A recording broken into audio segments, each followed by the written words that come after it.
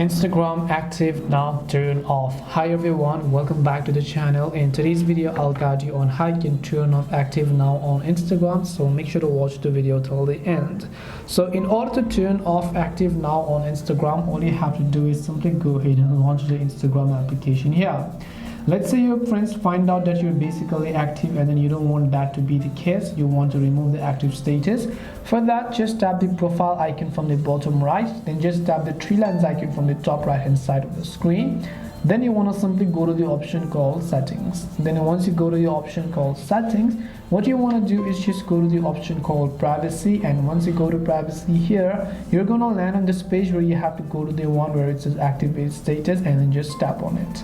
Now once you go to activate status, you just want to make sure to turn on the toggle, because by default this is going to be on. If it's on, then it's going to be highlighted in blue. If it is turned off, it is going to be grayed out like this. As you can see, you want to make sure to turn off this, and then no one else will be able to see that you are active on Instagram. And this way you can turn off active now on Instagram. Hope this video was helpful, and if it did help you, make sure to leave a like and subscribe to our channel. And if you have any questions, then feel free to leave them down. Thank you very much for watching till the end, and see you in the next video.